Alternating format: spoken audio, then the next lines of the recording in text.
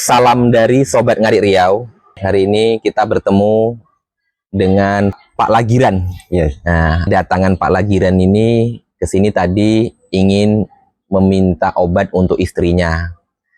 Dan istrinya alhamdulillah akan menjalankan ibadah umroh yang keberapa, Pak? Ketiga. Yang ketiga.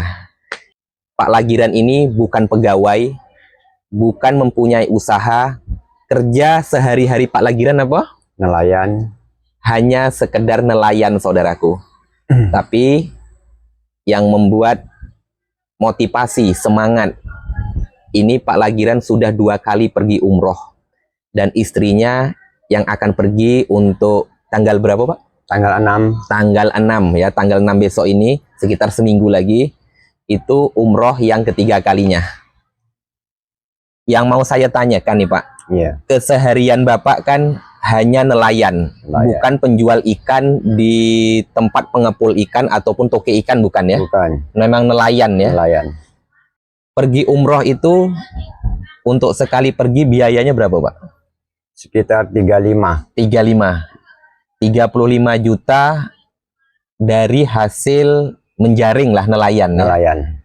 Tapi yang menjadi pertanyaan, hanya seorang nelayan, bapaknya 2 kali pergi umroh, istrinya ini 3 kali. Istri kerja apa, Pak? Di rumah ya? Di rumah sambil jualan lontong. Sambil jualan lontong. Jualan lontong. Dalam 35 juta ini, Bapak ngumpul selama berapa tahun? Sekitar 2 tahun. 2 tahun. 2 tahun. Umroh yang pertama tahun berapa? Tahun 2017. 2017. Umroh yang kedua? 2018. 2018. Artinya 1 tahun Bapak pergi lagi umroh yang kedua. Iya. Tidak kena denda tuh, Pak? Kena. Kena denda? Kena denda 7.300.000. Tetap Bapak bayar? Bayar. Karena niatnya mau umroh yang kedua. Nah. Waktu umroh pertama, Bapak pergi sendiri ataupun sama istri? Sendirian. Sendirian. Istri pergi? 2018. 2018. Itu yang pertama pergi ya? 2018 istrinya pula pergi. Yang kedua istri 2019 sendirian. Sendirian lagi. Sendirian. Ini yang ketiga mau pergi. Mau pergi. Rencana Bapaknya mau pergi. Rencana saya 2 orang. 2 orang. Berhubung keadaan kurang enak. Iya. Jadi saya gantikan dengan anak yang pergi. Anak yang pergi. Jadi anak dengan orang rumah sekarang yang berangkat. Jadi anak yang berangkat ini uang dari Bapak ataupun uang anak sendiri? Uang anak sendiri. Uang anak sendiri lah ya. Bayangkan saudaraku, kalau secara pengeluaran sekali pergi umroh 35 juta. Bapak ini udah menghabiskan uang 70 juta. Itu untuk bapaknya aja. Kalau ongkos 35, tapi kalau dengan uang jajan sekitar 40-an lah. Sekitar 40-an, Pak ya. Kalau uang jajannya. Sedangkan istrinya juga udah 2 kali pergi. Jadi untuk Bapak sama istri yang sudah pergi 4 kali ini, saudaraku, sekitar 140 juta. Belum lagi ini mau pergi yang ketiga. Kalau secara kali-kali tidak ketemu, Pak ya, bisa pergi dengan penghasilan nelayan. Iya. Sedangkan Bapak kalau 1 hari pergi ke laut, itu pendapatannya berapa, Pak? Tak bisa ditentukan, kadang-kadang 300, kadang 400. Kadang-kadang pernah juga mencapai sampai jutaan. Pernah juga sampai jutaan. Pernah sampai tidak dapat sama sekali? Sama sekali pernah, kosong. Kosong? Kosong. Terkadang tidak mendapatkan, itu 400 bersih ataupun belum lagi minyak motor? Ya, belum. Ya, belum lagi makan nanti. Belum makan, rokok semuanya lah ya, Pak ya. Kalau secara populasi manusia, saudaraku, Bapak ini tidak akan bisa pergi umroh karena tidak cukup dengan penghasilan yang kesehariannya Bapak ini dapatkan. Tapi saya yakin soal rezeki itu Tuhan yang ngatur, Pak ya. Yang menjadi saya semangat ini untuk saya tanyakan ke Bapak ini karena Bapak ini hanya seorang nelayan dan rumahnya ya biasa, mempunyai 1 motor, ya motornya kecil, Pak ya. Kecil. Hanya berapa kali berapa tuh motornya, Pak? 1,80 meter kali panjangnya 6 meter. 6 meter. Jadi itulah yang dari dulu sampai sekarang untuk membesarkan anak. Insya Allah. Untuk kebutuhan keluarga. Iya. Dan alhamdulillah ternyata Bapak ini, saudaraku, sering mengikuti kegiatan keluarga besar Sobat Ngarit Nusantara untuk berbagi. Boleh, apa yang ingin Bapak sampaikan untuk masyarakat luar, untuk kami-kami juga yang masih muda ini, supaya nanti juga bisa ikut menunaikan ibadah umroh. Sebetulnya kalau dari fisik mengatakan, tidak menilai kemampuan, tidak menilai harta. Sebelum mendapat panggilan dari ilahi ataupun dari Allah, tidak akan terlaksana. Tidak akan terlaksana. Sekalipun orang itu mempunyai harta yang berlimpah, kalau Allah belum istilah melambai ataupun belum mengizinkan, tidak akan terucap. Nah, itulah. Soalnya banyak teman-teman ataupun kawan-kawan kita yang banyak yang lebih tinggi dari saya, lebih mampu lah Pak ya, kemampuan lebih banyak hasilnya, tidak akan terpanggil, tidak akan terjadi. Mungkin lebih berpikir ke sana dengan biaya mungkin sekian.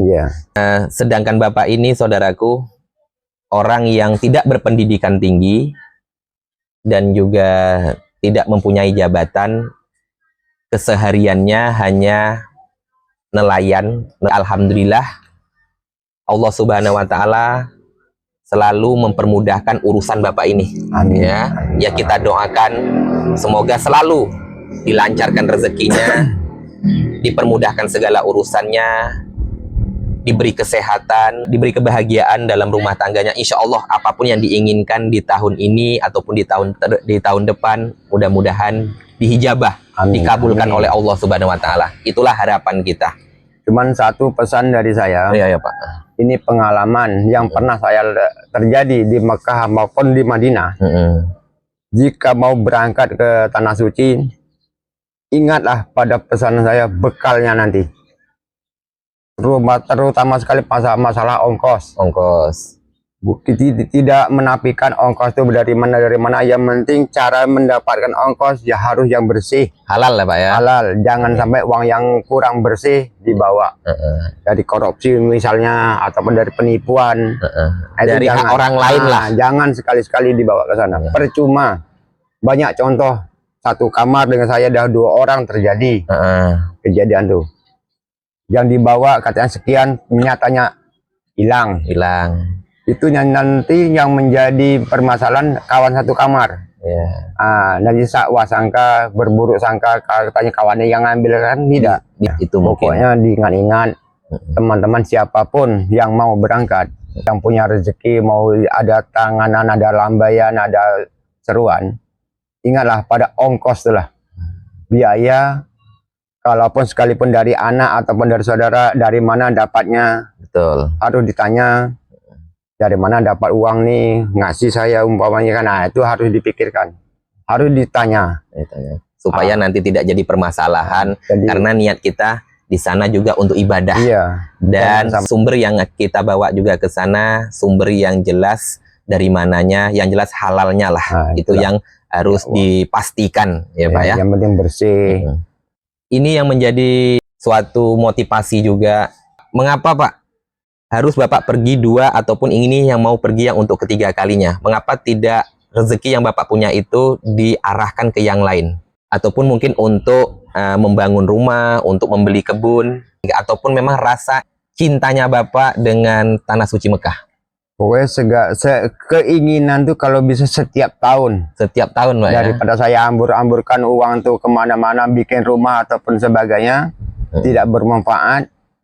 Sambil beribadah, kalau Allah mengizinkan dapat diijabahkan, diterima, alhamdulillah. Kalau Allah mengizinkan dapat ilmu sampai ke akhirat, amin.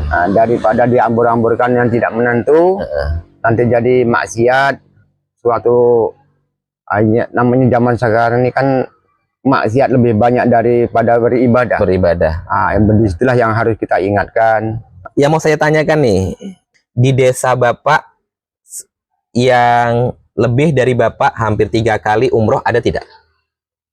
Belum ada. Jadi hanya Bapak ini, saudaraku, yang menjalankan ibadah umroh hampir yang ketiga kalinya. Rencana selesai nanti istrinya pulang umroh yang ketiga, Bapak juga nanti gantian gantian untuk pergi juga yang ketiga.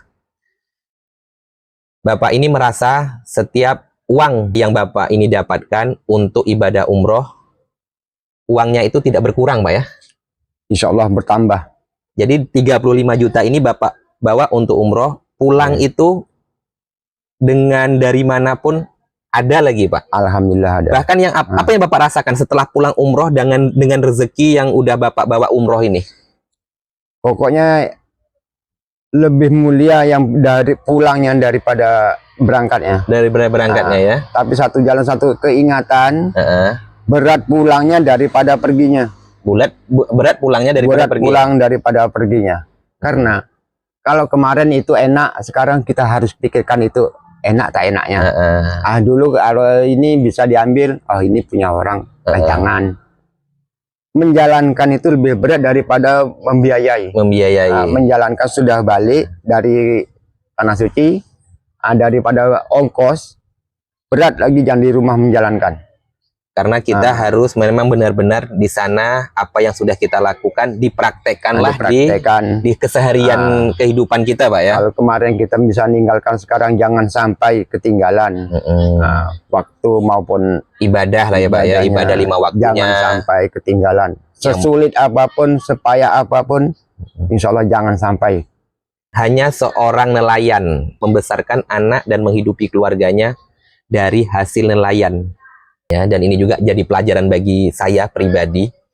Mudah-mudahan doakan kami Pak ya. Amin. Doakan kami amin. Juga bisa nanti secepatnya ke Tanah Suci Mekah untuk menjalankan ibadah umroh. Itulah harapan kita. Karena hanya seorang nelayan tapi bisa 3 kali umroh, ini menjadi semangat bagi kita semua saudaraku. Ya. Bahkan ternyata bukan tentang punya ataupun tentang banyaknya rezeki kita, tapi tentang niat kita mau atau tidaknya.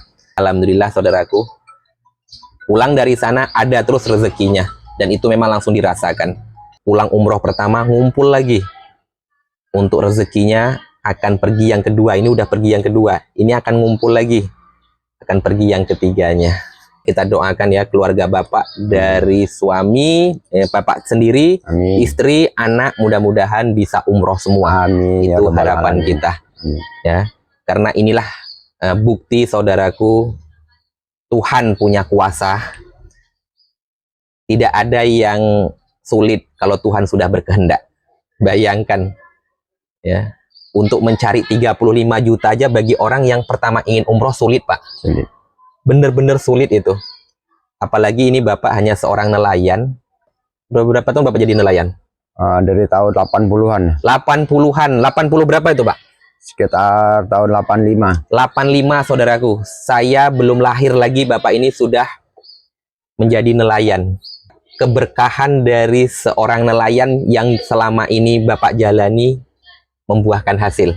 Inilah bukti nyata, apapun yang kita kerjakan bukan tentang banyaknya Pak ya, tapi tentang keberkahan dan niat. Dan ternyata Bapak punya niat setelah udah cukup semuanya untuk umroh. Ya terima kasih Pak ya. Terima kasih udah menyempatkan waktunya. Salah satu masyarakat yang ada di lingkungan kami, Pak Lagiran, masih diberi kesempatan untuk menjadi tamunya Allah Subhanahu wa Ta'ala. Ya. Harapan kita saudaraku, kalau memang udah mampu, udah ada, jangan menunggu nanti. Mudah-mudahan kita semua yang melihat video ini juga kami doakan semoga kita bisa menjalankan ibadah umroh, menjadi tamunya Allah Subhanahu wa Ta'ala. Assalamualaikum warahmatullahi wabarakatuh.